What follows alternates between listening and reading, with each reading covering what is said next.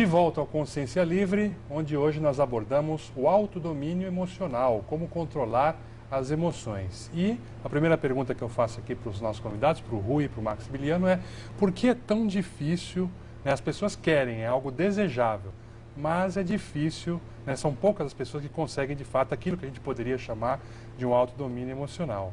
Por que seria isso?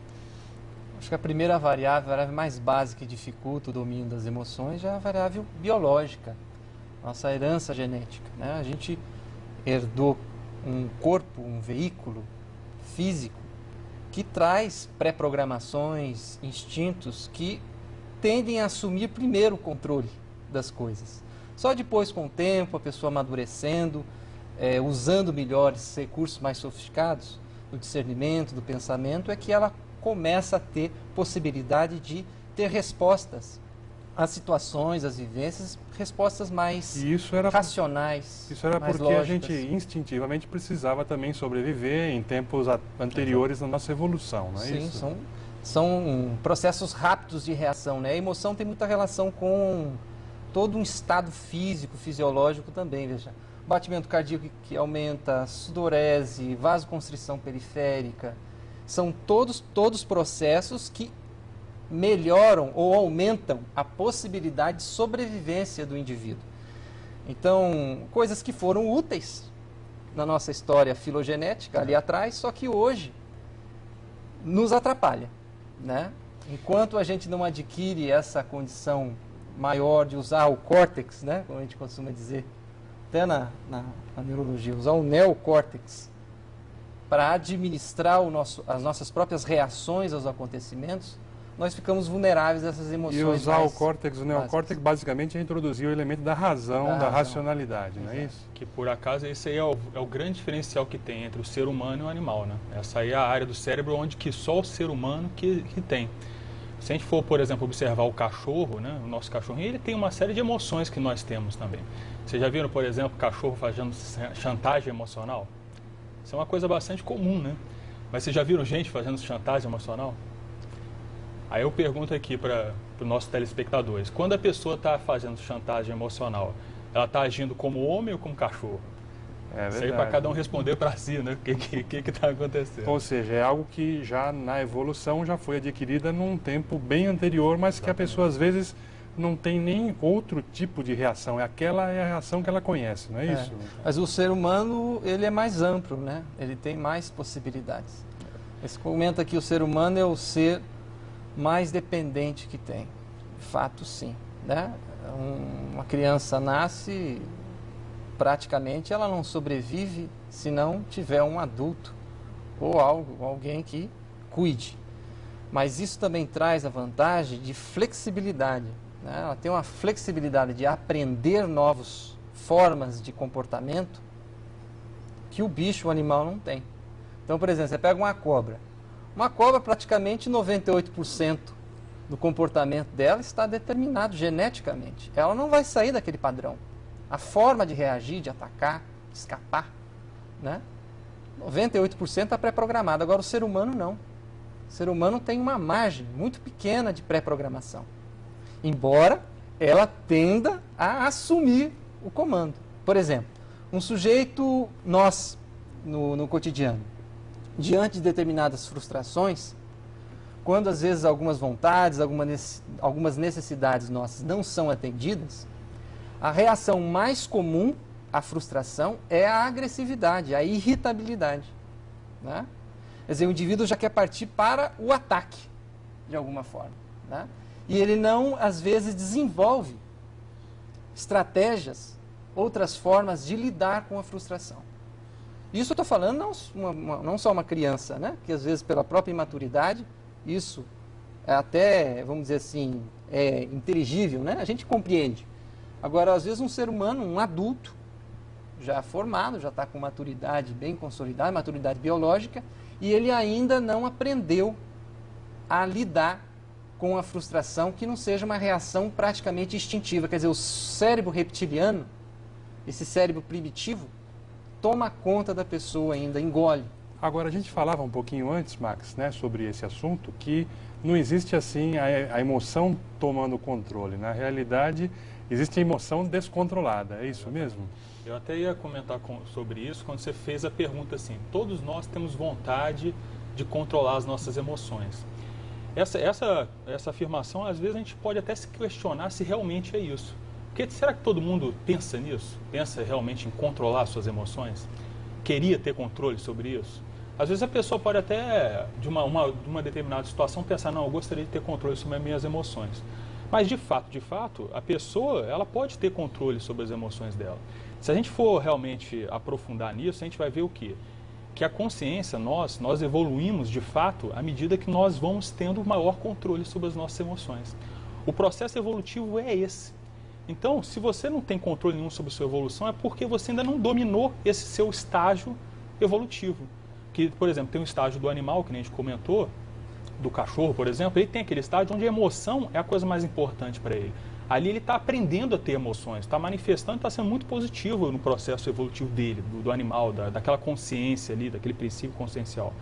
Só que chega no nosso nível, aquela emoção, aquilo lá já não pode mais ser o predominante. E em certas circunstâncias ela acaba até atrapalhando a nossa manifestação.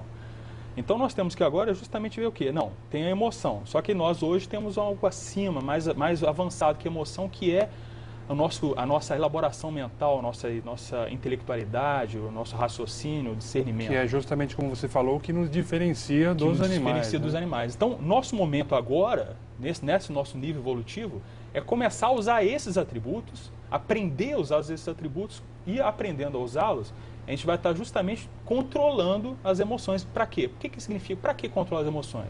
Para que a nossa manifestação como um todo, ela seja evolutiva, seja útil para a nossa evolução e para a evolução dos outros. Das outras que a gente fala assim, às vezes da pessoa que está do nosso lado, né, com a qual a gente às vezes se irrita e trata mal a pessoa. Desde essa pequena coisinha até uma emoção que seja aquela emoção mais voltada para o sentimento, do altruísmo, né? Da pessoa que faz assistência para aquelas próprias pessoas que ele nem conhece. Agora, muita gente confunde o controle, o domínio das emoções com a repressão, ou seja, a pessoa reprimir a emoção e aí acaba estourando por outro lado, né? Como que a gente pode ver isso com mais clareza? É o processo de generalização, né? Que a emoção você não vai extinguir. A gente tem um corpo emocional, tem um psicossoma que a gente faz já carrega parte aí ao longo de vidas. É parte integrante do ser humano. É parte integrante dele. Você não vai se livrar da emoção, né? Você vai ter melhor maturidade diante da emoção ou da manifestação emocional. Tá? Então, a questão é a pessoa ter inteligência de usar a emoção conforme o contexto, né? O indivíduo pode ter expansões de alegria, isso não há problema nenhum nisso, né? Outra coisa, em algum momento, diante de uma situação difícil, o indivíduo ficar, às vezes, mais introspectivo, que pode até lembrar um estado de melancolia na pessoa. Às vezes não tem nada de errado nisso. A gente não precisa também achar que controlar a emoção é extingui-la, né? Mas que ela seja na dose certa e no contexto certo, né? E o que a gente vê, às vezes, é as nossas reações, elas não são compatíveis e nem proporcionais aos eventos e às situações. Tem pessoas que saem do sério por coisas muito básicas e muito pequenas e insignificantes. Então, veja, essa reação de desproporção é que é o problema, que é o descontrole emocional. Você dava um exemplo agora há pouco, nós estávamos conversando sobre a pessoa, por exemplo, que cruza com outra e ela não a cumprimenta, né? Eu achei interessante aquele exemplo. É a ideia de que a emoção, ela é controlada, ela é dominada a partir do domínio do pensamento, da interpretação que você dá às vivências e situações que você passa. Então, por exemplo, esse caso aí que eu estava citando. Você está na rua, passa um colega seu, um amigo seu, que por algum motivo não te cumprimenta. Você fica, às vezes, pensando o quê numa situação dessa? Alternativa A. Você acha que o fulano está muito topetudo? Quem é que ele pensa que é? Pode ser uma interpretação que a pessoa tenha na hora. Essa interpretação vai acabar acarretando uma emoção. Uma emoção conforme a interpretação. Então, quando você se sente indignado, injustiçado, diante de determinadas situações, e essa foi a sua interpretação, a emoção que geralmente vai surgir é a emoção da raiva, né? Agora, nessa mesma situação, o indivíduo podia ter interpretado de outra forma. O sujeito é muito amigo meu, isso não acontece geralmente. Ele deve estar tão absorto nos seus pensamentos que ele não deve ter nem me visto. Passou por mim e não me viu. Existe a possibilidade dessa alternativa ser a real e não aquela outra. Então, essa ideia do indivíduo ponderar, achar diferentes pontos de vista para uma determinada situação, ver as evidências na realidade que confirmam ou desconfirmam essas hipóteses de interpretação, é muito importante para que a pessoa aprenda a responder emocionalmente de acordo com o contexto e proporcional, sendo proporcional também. Agora, isso, para fazer isso, ela vai ter que estar muito mais conectada com o seu universo interior, né? Estar mais em contato com as suas emoções, com as emoções dos outros, né? Então tem que desenvolver o que a gente chama aí de isso aí, inteligência emocional. Inteligência emocional. E a inteligência emocional começa com o meta-pensene. Meta quer dizer além, ou acima. Pensene, pensamento, sentimento e energia. Quer dizer, o indivíduo começa a monitorar o seu próprio pensamento e sentimento. Essa habilidade de automonitoramento é que vai permitir o domínio emocional. Não existe domínio emocional sem metapensenidade. Isso dentro da Conscienciologia que se chama metapensenidade, né? Na inteligência emocional, mais amplamente, o pessoal conhece como um controle ou uma percepção a respeito da sua própria realidade, né? De pensamentos e de sentimentos. Estou pensando isso por quê? Baseado em que eu estou interpretando, avaliando, concluindo essa situação dessa forma? Quais são as evidências? O que eu estou sentindo agora? Esse sentimento, ele tem relação direta com o meu pensamento? Esse meu pensamento, essa minha interpretação está definindo, determinando essa minha emoção? O quanto?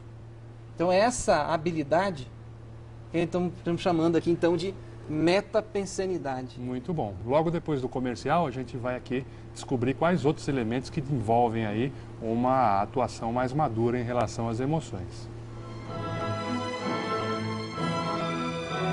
De volta ao Consciência Livre, onde discutimos hoje o controle das próprias emoções, o autodomínio emocional. E terminamos com o Rui comentando a questão da atenção ao próprio pensene, né? O pensene aqui, para quem não está muito acostumado aos conceitos da Conscienciologia, é a reunião do pensamento, do sentimento e das energias conscienciais, que formam aí um todo integrado, ou seja, não é possível a pessoa pensar sem sentir ao mesmo tempo e sem emanar um padrão específico de energia. Então, isso na Conscienciologia é agrupado no conceito de pensene.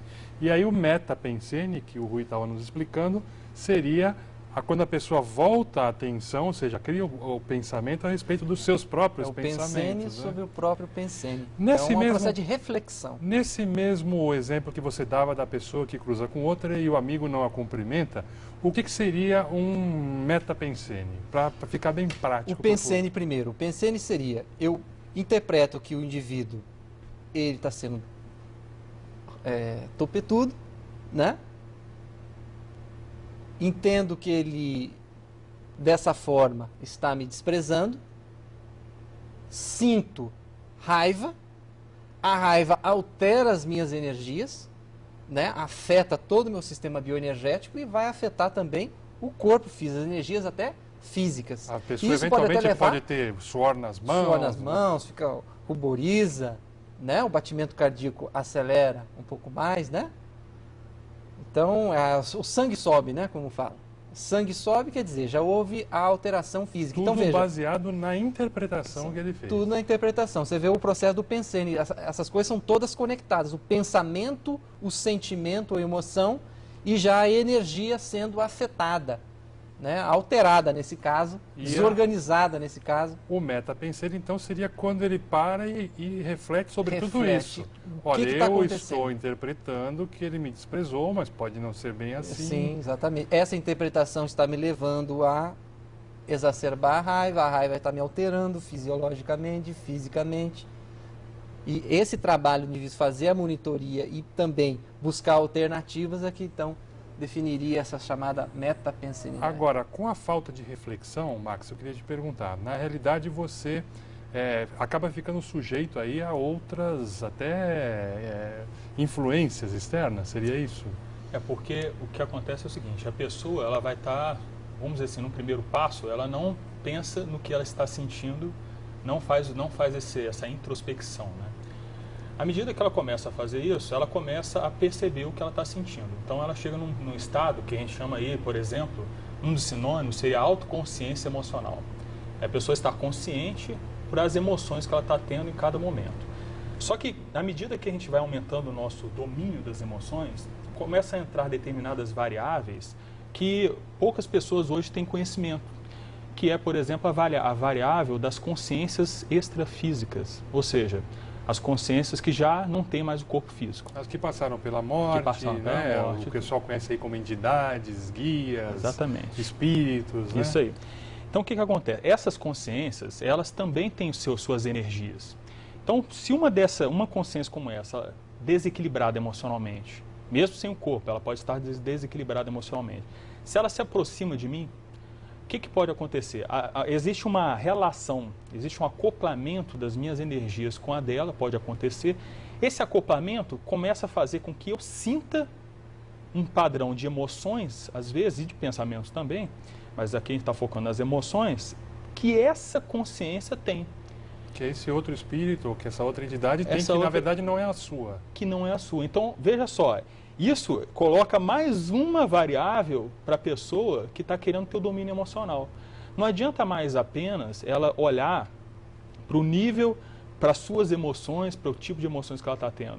Ela tem que começar agora a perceber as consciências extrafísicas, as pessoas que já morreram, conseguir agora diferenciar se aquela emoção que está aparecendo naquele momento é dela ou não é. Você entendeu? Então, olha só como que a coisa já começa a complexificar.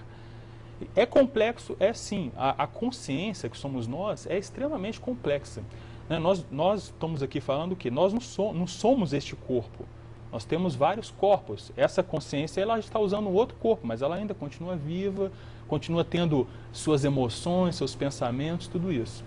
E ela influencia a nós nessa dimensão. Quem é que está mais presente nessa dimensão, nos influenciando? Muitas vezes aquelas pessoas, parentes, conhecidas, que já morreram, que às vezes, por falta de informação ou nada, estão às nossas voltas. Então, às vezes, de repente, a pessoa está num determinado contexto, aí ela sente aquela saudade de um parente que já morreu. Às vezes fica até meio triste, meio depressiva por causa disso. Aí, uma coisa que vale a pena a pessoa pesquisar é, será que esse sentimento é só dela? Será que aquela consciência não se aproximou dela naquele determinado momento? Isso pode estar acontecendo. E isso, gente, acontece bastante. As pessoas não falam muito disso porque não têm conhecimento sobre essa realidade. Mas isso é um fato. Para quem já conhece um pouquinho mais de energia, para quem consegue ter experiência fora do corpo, a gente começa a comprovar que isso é uma realidade. Agora, para a gente começar a perceber isso, porque a pessoa que está em casa pode se perguntar, poxa, mas como é que eu vou ter esse nível de discernimento para até perceber se é o caso, se a emoção é uma reação minha, se é alguma reação de alguma pessoa que está próxima, que já morreu. Aí é muito importante essa questão da autoconsciência emocional, claro, que você estava falando e que o Rui chamou também pela Conscienciologia de metapensenidade. Né? Então é muito importante que ela saiba, que ela tenha contato e que ela conheça bem quais são os tipos normais, naturais de emoções que ela geralmente tem, pensamentos que são dela, normais, naturais, e que não é, que foge desse padrão, né? Esse exemplo que você deu é interessante. Tem pessoas que a gente conhece, assim, que são pessoas que estão sempre bem, né, de alto astral. Então, eu conheço gente assim, a pessoa está sempre bem, de bem com a vida, conversa com todo mundo e tudo. Aí, de uma hora para outra, a pessoa começa a se sentir triste, deprimida. Aquilo, muitas vezes, pode até ser dela, algum medicamento, alguma coisa que ela tomou, pode ser. Mas nesses momentos vale a pena a pessoa ver. Por quê? Todo mundo tem um padrão mais estabilizado, assim, de emoções preponderantes que estão mais constantes em nós. Então, essa pessoa aí que eu estou comentando, ela já sabe, toda vez que começa a aparecer, ela começar a ficar uma tristeza, assim, sem mais nem menos, ela já começa a perceber, eu não tenho motivo para estar triste. Não é do meu temperamento ter esse padrão de emoção. Tem alguma coisa errada nessa história. Tem algum boi na linha. Tem algum boi na linha. Aí você falou assim, poxa, mas e as pessoas que não sabem nada? Tem que começar a estudar isso, aprofundar. Não é do dia para a noite que vai aprender, mas é um trabalho que inevitavelmente vai passar daqui para frente, a pessoa, todas as consciências aqui vão ter que começar a lidar com isso, não tem saída. E é um trabalho que começa na conscientização a respeito desse fato, dessa realidade. Não adianta querer negar o fato ou negar a realidade. Exatamente. Isso é algo que está aí no nosso dia a dia. Né? Agora, uma outra questão que eu queria colocar, Rui, seria a seguinte. Tem também aquelas pessoas que, ao contrário do processo de repressão, de querer abafar a emoção, que a gente viu que não é adequado, né, que é desequilibrador, na verdade, é aquela pessoa também que quer deixar as emoções correrem soltas, livre, independente de, como você estava colocando, contexto, adequação, intensidade, né? Então isso também não é o mais adequado, né? Que tem gente que também fala, não, vamos deixar a vida nos levar, as emoções nos levar, e também não é bem por aí. Né? Houve, de fato, do ponto de vista de senso comum, até uma distorção daquilo que até a psicologia já chegou a estudar, pesquisar, né? Que é a ideia de que você não deve reprimir a emoção, porque a repressão da emoção, de alguma forma, vai te trazer algum prejuízo, né? Prejuízo que pode até ser físico, né? A chamada somatização, né? Ou psicossomatização. Quer dizer, a emoção não é expressa, a emoção não se expressa por suas vias adequadas e ela acaba se manifestando. O corpo paga o pato. O corpo paga o pato. Como diz um colega, são pelas músculos lisos, né? Os músculos lisos é que vão dar jeito de manifestar aquela emoção. E aí os problemas físicos, né? Que a psicossomática até comenta, úlcera, distúrbio cardiovascular, alergias, que realmente tem a ver com os processos emocionais. Mas a ideia de que se eu não expresso a emoção eu posso criar algum problema desse tipo, foi usado até de forma conveniente por muitas pessoas que tinham dificuldade de dominar as suas próprias emoções. Essa ideia veio a calhar, né? Não reprima, então deixa eu continuar do jeito que eu estou, né? Essa ideia equivocada hoje já foi revista, né? Foi até já reforçada em várias pesquisas. Por exemplo, se você, num processo de, numa situação em que a emoção ela surge forte na pessoa, o fato dela só manifestar a emoção, a manifestação emocional dá um alívio. É a catarse. O juiz seja aliviado, parece que ele tirou um peso de cima dele. Isso é natural. E às vezes faz com que a pessoa reforce essa resposta, né? Ela deu certo, deu um alívio, a tendência na próxima vez qual é? A partir de uma frustração, ela tem aquela emoção, vem aquele furor, ela solta os cachorros de novo. E essa resposta fica cada vez mais forte. A probabilidade dela ocorrer aumenta. Então é um problema, né? A pessoa saiu do... Como é que é? Da repressão, saiu do espeto, caiu na brasa. Na né? brasa. Vê que essa não é a solução. É uma pseudo-solução.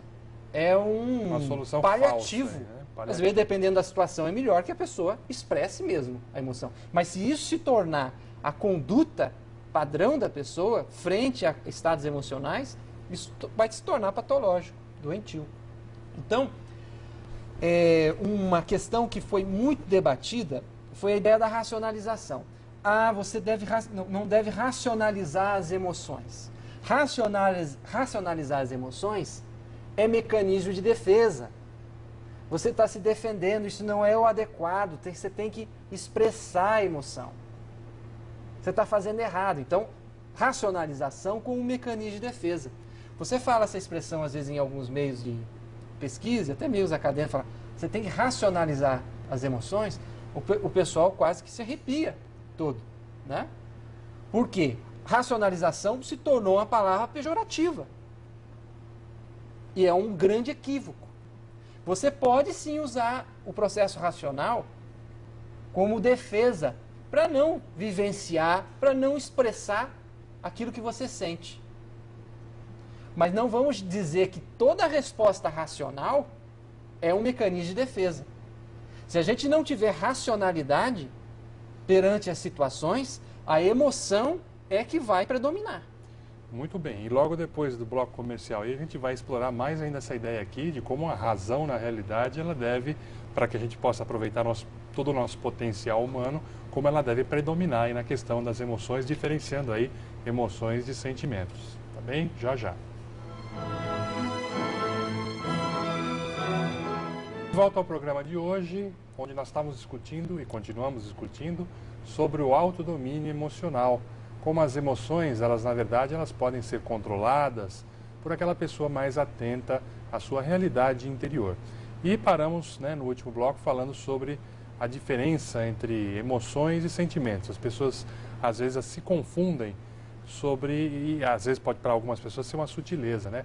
Quais seriam as diferenças entre aquelas emoções mais grosseiras, vamos dizer assim, pouco elaboradas, mais instintivas, mais animais, e aqueles sentimentos, né? Então todos eles fazem parte aí do universo emocional aí do ser humano, né? Eu queria que vocês me comentassem um pouco isso.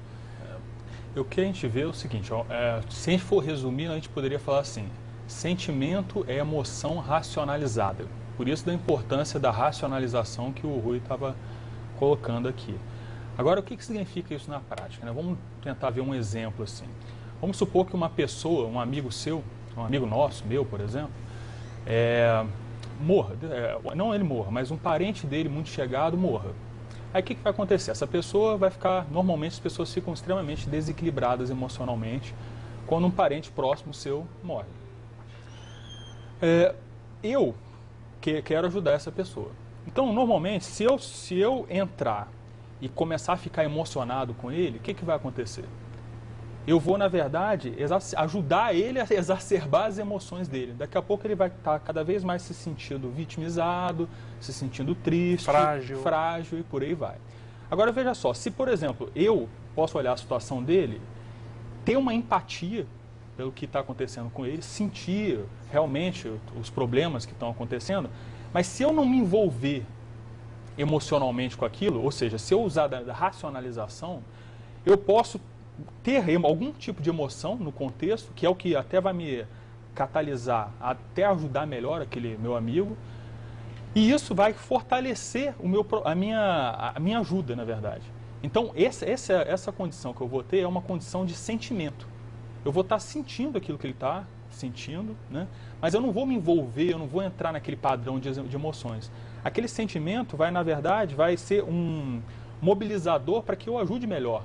E eu não me envolva com aquilo. Porque se eu me envolver, daqui a pouco estou eu abraçado com ele, os dois chorando, né? Então, quem que vai ajudar quem, assim? E o sentimento, então, assim, a gente pode chegar à conclusão, né? Que ele, na verdade, é algo mais equilibrado e equilibrador também, né? Então, nesse caso aqui, ele vai estar no contexto, mas auxiliando aí o processo de assistência que possa estar sendo feito ou ajudando o amigo. Você não deixa de ter aquela sensação, né, aquele sentimento em relação a ele, mas não vai ficar desesperado junto com ele. É um bom exemplo aí. Esse que é o ponto mais sério que a gente vê da questão dos sentimentos. Então, isso envolve em tudo. Então, por exemplo, o Rui estava colocando aqui, alegria. Aí, a gente pode perguntar para o telespectador, uma alegria, ela é sempre super positiva? A princípio, a pessoa vai dizer, sempre é positivo. Só que o que acontece? Às vezes, se a pessoa estiver super exacerbada na sua alegria, aquilo pode até desequilibrar ela, fisiologicamente, inclusive. Tem até extremos que a pessoa parte do ponto da alegria e começar a chorar. Aqui, naquele momento ali que houve, é uma coisa até mais sutil, nesse caso da alegria. Mas se você for observar até aspectos fisiológicos dela, você vai ver que houve um desequilíbrio fisiológico dela por causa daquela manifestação de alegria. Então, a gente não está dizendo aqui, não, você não pode ser alegre. Não tem nada a ver isso, né? A pessoa tem que manifestar. A alegria é um sentimento muito positivo. Mas a gente está colocando o seguinte, até mesmo a alegria, em excesso, em demasia, ela pode levar para um desequilíbrio, né? Você vê que é uma coisa que muitas vezes a gente não pensa por esse lado. A gente poderia colocar também a questão, por exemplo, alegria motivada pelo quê, né? Porque você vê, às vezes, o caso lá do sujeito, o traficante matou o policial e está eufórico com isso, né? Super eufórico. Isso aí. Então, já é patológico pelo motivo da alegria. E tem o aspecto também da própria emoção gerar uma obnubilação, gerar um restringimento. Então, o processo da intenção que motivou aquela emoção e depois a própria emoção sendo um processo que obnubila, restringe o senso de discernimento da pessoa. A emoção, ela tem esse senão, vem, né? transborda. Ela vem, transborda e restringe a capacidade de análise e de discernimento da pessoa. Então, uma fórmula simples para a gente distinguir emoção de sentimento. Que às vezes você vai no dicionário, é tudo a mesma coisa. Mas na prática não é. Emoção é tudo aquilo que nos escraviza, nos apodera, toma posse da gente, tira o governo próprio. O sentimento não faz isso. O sentimento, ele amplia a capacidade de pensamento da pessoa, ela consegue sobrepairar mais uma determinada situação em vista do sentimento. Então, emoção escraviza a pessoa, o sentimento não faz isso. Ele amplia, ele amplifica os recursos conscienciais. Então, por exemplo, raiva, rancor, ódio, ressentimento, mágoa, violência. Isso são exemplos de emoções grosseiras. Sentimento. O que seria o sentimento? Seria, por exemplo, amizade desinteressada, o processo de fraternidade, a compaixão bem dosada. Cooperação, né? Cooperação. São processos que envolvem mais essa emoção que foi sutilizada. Ela foi sutilizada pela razão, pelo processo de compreensão. A gente pode falar de emoções tóxicas? Daria para a gente falar isso? Poderia. Tem até livros sobre isso, né? Sim. O que seria, então, o processo da gente desintoxicar emocionalmente, na visão de vocês? O primeiro ponto sempre é o que a gente estava colocando dos pensênios, né? Que são os pensamentos, sentimentos e as energias. Quando a emoção é tóxica, a emoção, aquela energia emocional está intoxicando lá o micro-universo. Está desequilibrando o universo da pessoa. Então, a primeira coisa a se fazer é mudar a forma de pensar. Não tem outra alternativa. Então, se aquela emoção, como o professor Rui colocou, está sendo causada por um padrão de pensamento. Sempre assim. Isso é, vamos dizer assim, seria uma regra. Então, à medida que ela conseguiu mudar aquele padrão de pensar, ela, na verdade, agora ela tem que mudar o quê? As energias emocionais que nem a gente estava colocando. Só mudando o padrão de pensar já ajuda nisso, mas muitas vezes não é o suficiente. Então, a gente começa a ver que existe na nossa realidade, existe essas energias. Então, você tem que arrumar uma forma, uma maneira de desassimilar também essas energias. Uma forma que a gente vê de desassimilar essas energias é você ter lucidez que elas existem, a princípio, né? E fazer alguns trabalhos com essas energias. Como, por exemplo, você colocar com a sua vontade essas energias num estado de vibração mais dinamizado. Mas aí com a vontade, a sua atuação do pensamento vai ser direto nas energias. Eu vou dinamizar essas energias com o intuito de higienizar o meu ambiente. Isso aqui. Que você está colocando, Max, na realidade, então, o processo mental aí do pensamento, ele vai, além de atuar no componente emocional, ele também pode atuar aí no componente energético. Então, ele tem que estar, de fato, superintendendo aí, ou no controle, no comando, todo o processo, não é isso? Exatamente. Uma coisa que a gente não pode esquecer é que, na verdade, esses três processos aí, né, energético, emocional e pensamento, eles caminham juntos. Então, aquilo que o Rui estava colocando. Vamos supor uma pessoa, por algum motivo, ela toma algum medicamento que afeta o soma dela, muda o metabolismo dela. O corpo biológico. O corpo biológico, é. Mudando esse metabolismo, vai afetar, inevitavelmente, a parte emocional, a parte energética e a parte mental. Então, você vê, onde começou lá o problema, vamos dizer assim? Começou lá no corpo físico. Aquilo que a gente falou, a pessoa, ela ficou com raiva de alguém. Aí ela ficou com raiva, aquilo influencia as energias dela, daqui a pouco influencia a forma de pensar, né? Restringe, né? Ela não consegue, só consegue ver aquilo, às vezes não tem aquelas pessoas que são monoideias, só consegue ver aquele problema ali. Ideia fixa. Ideia fixa, é o negócio das emoções. E daqui a pouco, se isso persistir muito tempo, aí entra aquilo que o Rui falou.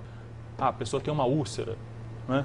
Porque ficou com tem câncer até. Algumas pessoas, algumas pesquisas até já estão dizendo que o próprio câncer é psicossomático. Aí, por outro lado, a questão do pensar errado, né? Aí o pensar errado leva, né, para todas as emoções funcionais. E as energias, que é aquele negócio do acoplamento que a gente falou. Daqui a pouco você acopla, vamos dizer, você convive com uma pessoa que é muito desequilibrada emocionalmente. Você sabe que ela é. Avalia se você, quando está perto dela, como você se sente. Pode ser um amigo seu. Como você se sente durante o período que você fica junto com ele? Por exemplo, no trabalho, assim, ó, nós estamos aqui numa mesa, né? Imagina a pessoa que trabalha lado a lado, a outra pessoa é super desequilibrada emocionalmente. Vê como é que você fica. Se você fica, quando você está perto dela, se você fica mais equilibrado ou mais agitado. Avalia. Que é o negócio das energias. Essa condição das companhias, né? A gente às vezes não leva isso muito a sério, né? Mas ele acaba sendo determinante no nosso clima mental, emocional. Ele sofre uma influência muito grande das companhias. As pessoas que a gente convive. Seria um contágio emocional. Ele é praticamente constante. Né? Não tem gente a gente se colocar dentro de uma redoma e não interagir com as pessoas. E a maioria das pessoas aí, na verdade, existe pouco equilíbrio, né? Elas são mais desequilibradas, então a probabilidade da gente também se desequilibrar nesse contato é grande. Não vamos usar isso como para jogar a culpa no outro, né? Porque o outro está desequilibrado, eu fico desequilibrado. Porque se eu fico desequilibrado na presença daquelas companhias, é porque eu tenho vulnerabilidades, né? Isso Até se não pode for... ser usado para a pessoa se conscientizar. Porque Isso se ela eu entra também no não padrão, estiver porque... sendo também elemento de desequilíbrio para o outro. Né? Exatamente. Que é o mais sério até, né? Agora, uma coisa que o Marcos estava comentando, essa questão de monoideísmo. O monoideísmo é um fator muito importante nessa questão da pessoa ficar atolada em certos padrões emocionais. Monoideísmo, relembrando, é a ideia fixa, né? Então, a habilidade da pessoa mudar de bloco, de ela mudar de pensene, quando ela se pega em ideia fixa, também é uma coisa muito importante para o processo de domínio emocional. Quer dizer, a gente tem que perceber que a direção do pensene está nas nossas mãos. Tem muitas pessoas que não descobriram isso ainda, amor. Não descobriram. Ela acha que ela é determinada. O fluxo pensênico dela, o fluxo de pensamento e sentimento é determinado. Ela não autodetermina aquilo. Né? Então, perceber que está nas suas mãos a direção que você dá para o seu próprio pensamento. E essa mudança do pensamento vai provocar uma alteração. No caso, uma saída, né, daquele estado emocional perturbador. Esse é um aspecto prático que fica aí, então, para a pessoa que nos assiste aí em casa, que se você quer ter um domínio emocional maior, você tem que determinar também qual o pensamento seu, né? Você vai dar a direção do seu pensamento, né? Logo após o comercial a gente vai falar também sobre outros aspectos e inclusive sobre os benefícios que pode trazer um alto domínio emocional maior. Até lá.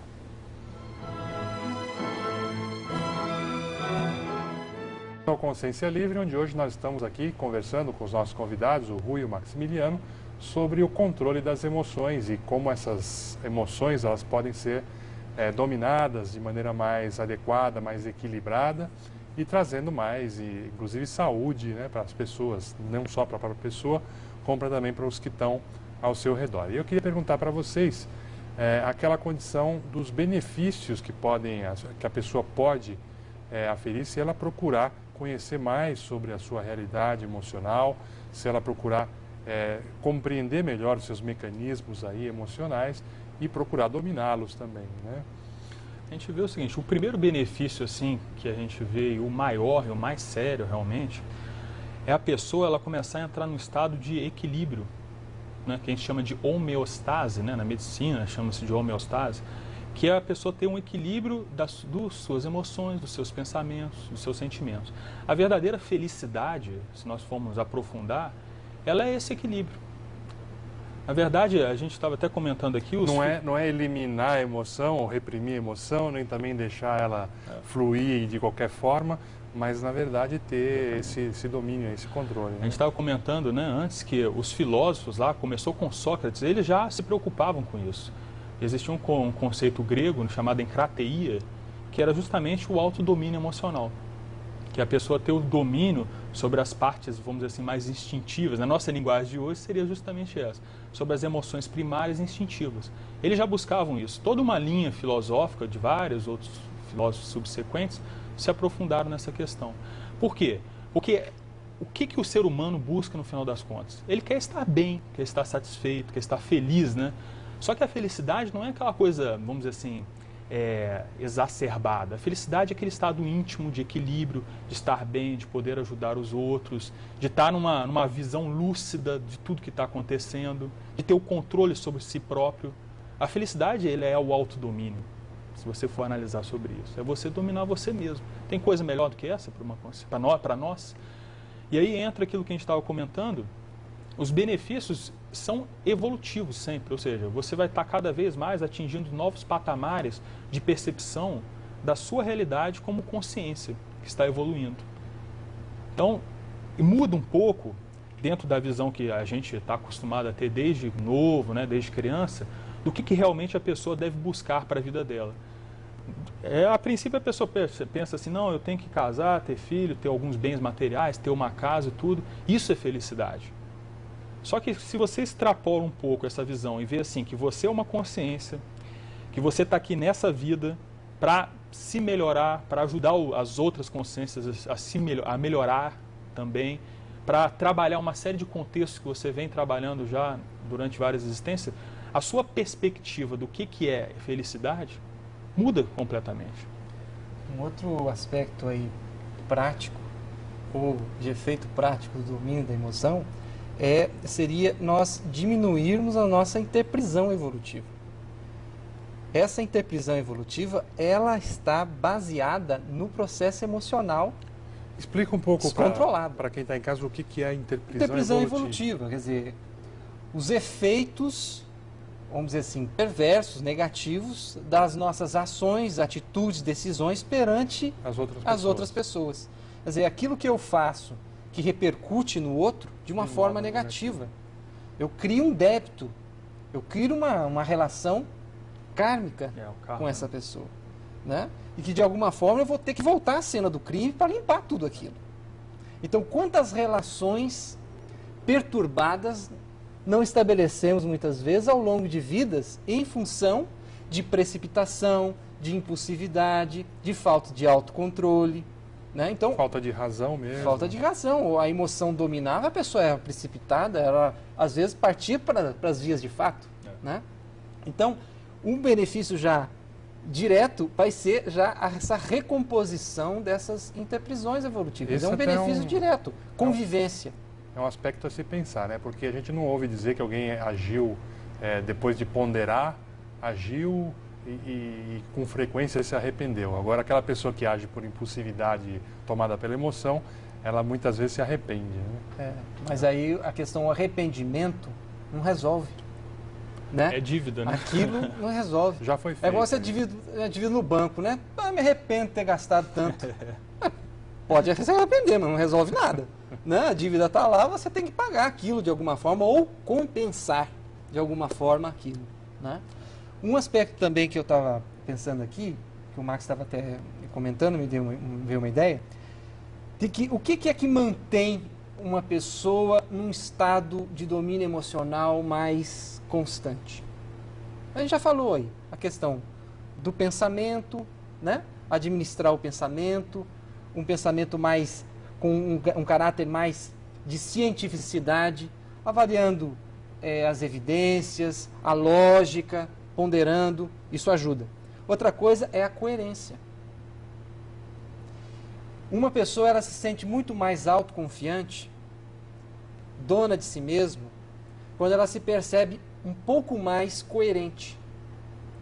Coerência, eu estou dizendo, coerência em relação àquilo que ela sabe, conhece, que é o ideal, que ela até acha que aquela prática é possível a ela, e aquilo que de fato ela faz, pratica, faz, né, no mundo, o comportamento dela. Então, essa aproximação entre a teoria e a prática, teática, teoria mais prática, ou o verbo compatível com a ação, né, aquilo que eu faço corresponde àquilo que eu falo, essa aproximação que é difícil para todos nós. É muito mais fácil você conhecer, compreender em detalhes, às vezes, uma teoria, o que é o melhor, admitir aquilo como sendo o melhor, mas não necessariamente a nossa teoria, a nossa prática acompanha o nível da teoria. Então, quando há essa aproximação, a coerência dá um nível de coesão tão grande à consciência que ela fica menos vulnerável. A autoimagem dela se torna mais sadia. E observa como muitos dos estados emocionais doentios têm relação com autoimagem patológica. Naquele mesmo exemplo a pessoa se sente assim, se sente com menos valia, a pessoa se sente... ela não se encaixa direito, inadequada. Aquele sentimento de inadequação que a pessoa alimenta, que vai provocar todo um estado mental distorcido, emocional. Naquele exemplo que você deu da pessoa que não cumprimenta a outra, ela vai primeiro pensar, puxa, o que eu fiz de errado para ele Exatamente. não... Olha a autoimagem da pessoa, olha o nível de segurança que a pessoa tem. Né? Olha o problema de autoimagem, de autoconceito que já está perturbado. Né? Então, a coerência, ela pode, a gente se aproximar ou trabalhar mais a nossa coerência, vai ser parece ser um fator realmente muito importante na determinação desse equilíbrio, dessa homeostase que o Max estava Agora, comentando. Max, você comentou sobre isso. Existem algumas linhas de autoajuda e até místico-religiosas que colocam a necessidade da gente ter um domínio emocional e tudo, só que não falam como, né? Ou seja, fala, olha, você precisa amar, você precisa ter uma emoção, um sentimento elevado e tal, mas joga... O que a gente poderia dizer em termos de aspectos práticos mesmo? Quer dizer, como fazer isso, né? Ou seja, não é de uma hora para outra que a pessoa vai transmutar as suas emoções e ela, de um comportamento inadequado, de uma condição emocional perturbada, ela vai, de repente, se tornar uma pessoa equilibrada, né? O que a gente pode falar em aspecto prático para quem está nos ouvindo lá em casa? Eu vejo o seguinte, a primeira coisa que é importante ver é que esse, como a gente já colocou aqui, esse é uma condição evolutiva. A pessoa ela vai galgando degraus, né, e cada vez mais tendo maior domínio. Então, dessa maneira, o que é um trabalho longo e a gente poderia dizer até árduo. Então, daqui para frente, na nossa evolução, a gente vai estar sempre lidando com isso. Então, o primeiro passo é ver o seguinte, é não ter ansiedade com isso, mas, de qualquer maneira, se dedicar. Então, não existe uma fórmula mágica que vai falar assim, ó, faça isso e a partir de agora você vai ter domínio emocional. Quem está falando isso está enganado, não existe isso. Seria até bom, né, se existisse, né? Faça isso aqui que você vai ter o problema, estão todos resolvidos. Fórmula mágica, mas não existe. A gente vê assim que a primeira condição é a pessoa entender as coisas, que nem a gente colocou aqui. Entender que você tem emoções, que existem influências internas e externas sobre as suas emoções.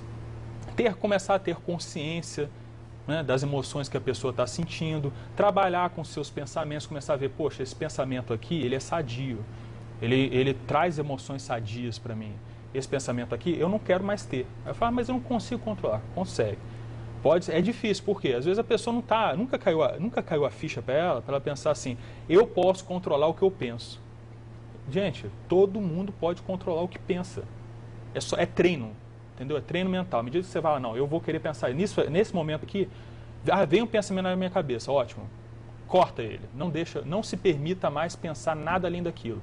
E higiene entendeu? muito adequada também. É a né? higiene Quer dizer, mental. se você observa pensamentos inadequados, negativos a seu próprio respeito e a respeito dos outros, é uma boa chance de você cortar isso e não alimentar isso. Pela raiz, elimina isso pela raiz.